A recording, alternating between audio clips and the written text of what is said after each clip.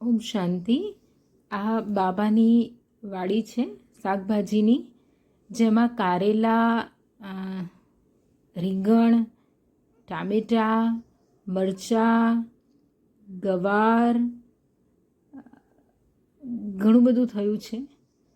અને બેન અમારા માતાજી તોડી રહ્યા છે કે એમના ઘરેથી કે દીદી આ લઈ જાઓ અને બાબાને ભોગ લગાવજો. તો તમે વિડીયો જોજો એન્ડ સુધી કે માટીના વાસણમાં બાબાના માટે સબ્જી પણ બનાવ્યું છે, પછી રોટલો પણ બનાવ્યો છે અને બાબાને કેવી રીતે ભોગ લગાવીએ છીએ અને પછી અમે એને સ્વીકાર કરીશું એ પ્રસાદને. તો આપ પણ એનો લાભ લેશો.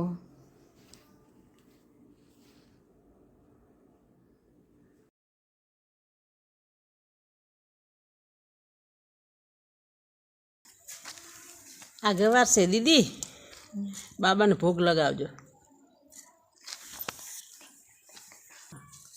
આ રીંગણ છે, મસ્ત રવાયા જો ભરીને બનાવે એવા. સરસ. આ પારિજાતનું ઝાડ વાવી દીદી. સરસ. આ બિલ્લી વાહ. બાબાને ઓમ શાંતિ. લાવેલું શાકભાજી ધોઈ નાખ્યું અને માટીના વાસણમાં બનાવ્યું છે. ભરેલા રીંગણ, બટેકા, ટમાટર, મરચું અને સંપૂર્ણ બાબાની યાદમાં બોલતા બોલતા મનમાં કે હું પરમ પવિત્ર આત્મા છું, શિવ બાબાનું બાળક છું. બાબા આની અંદર તમારા વરદાન, તમારી શક્તિ, તમારી દ્રષ્ટિ એવી આપો. અને એક ભાવ કરીએ કે શિવ બાબાની પવિત્ર શક્તિશાળી કિરણો આ ભોજનમાં પડી રહી છે અને બાબા આ ભોગ જે પણ સ્વીકાર કરે, આ ભોજન સાત્વિક ભોજન, એનું તન મન તંદુરસ્ત રહે. અને બાબા આ ભોજન બહુ ભાવથી બનાવ્યું છે.